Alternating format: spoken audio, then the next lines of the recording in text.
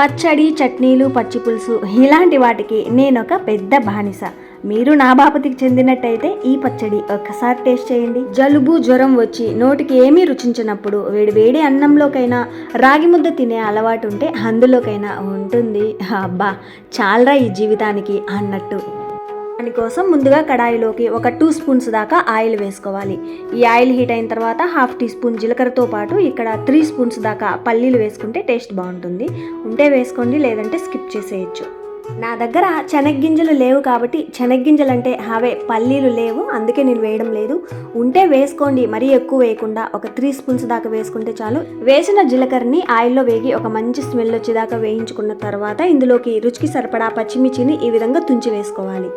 పచ్చడి లేదా చట్నీ అనేది కారం కారంగా ఉంటేనే బాగుంటుంది కాబట్టి నోటికి రుచి తెలియాలి అంటే ఇక్కడ పచ్చిమిర్చి కొంచెం ఎక్కువగా వేసుకోవాలి, తినగలిగే కారాన్ని బట్టి.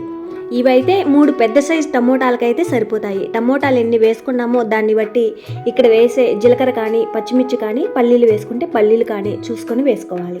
వేసిన పచ్చిమిర్చిని మీడియం ఫ్లేమ్లో పచ్చిదనం పోయేదాకా 1 నిమిషం వేయించాక ఇందులోకి కొత్తిమీర వేసుకోవాలి.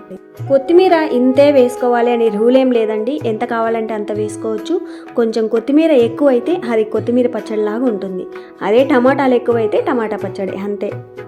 వేసిన కొత్తిమీరని లో ఫ్లేమ్లో ఒక 2-3 నిమిషాలు వేయించగా ఆ పచ్చిదనం అనేది పోయి కొత్తిమీర మంచి స్మెల్ అయితే వస్తుంది. ఆ తర్వాత ఒక 3 పెద్ద సైజు టమోటాలని, ఇక్కడ పచ్చి టమోటాలైనా వేసుకోవచ్చు లేదా పండు మాగిన టమోటాలైనా వేసుకోవచ్చు. నేను వేసే ఈ టమోటాలు కొంచెం పచ్చిగా ఉన్నాయి. ఆ తర్వాత పసుపు అనేది మరీ ఎక్కువ వేయనవసరం లేదు. ఈ పసుపు పూర్తిగా ఆప్షనల్ మాత్రమే, మామ అని కొంచెం వేసుకుంటే చాలు.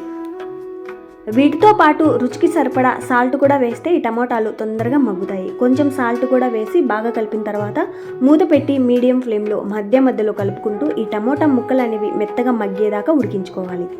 పచ్చడి గ్రైండ్ చేశాక ఫైనల్గా ఎలా ఉండాలో దాన్ని బట్టి ఇక్కడ టమోటాలను మగ్గించుకోవచ్చు. గ్రైండ్ చేయడానికి ఇందులో నీళ్ళు అనేవి ఏమాత్రము వేయం కాబట్టి ఇక్కడ టమోటాల్లో ఉన్న జ్యూస్తోనే గ్రైండ్ చేసుకోవాలి.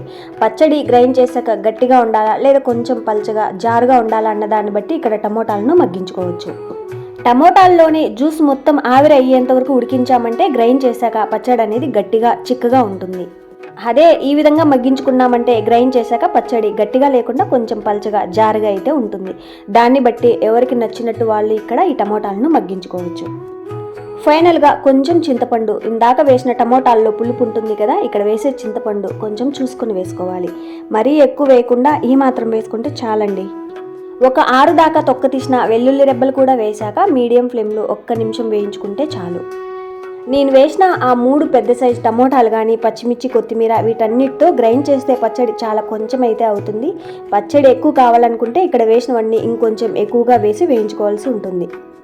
వేసిన చింతపండు, వెల్లుల్లి 1 నిమిషం పచ్చిదనం పోయేదాకా వేగాయి అనుకున్న తర్వాత చల్లార్చి వీటిని ఒక మిక్సీ జార్లోకి వేసుకోవాలి.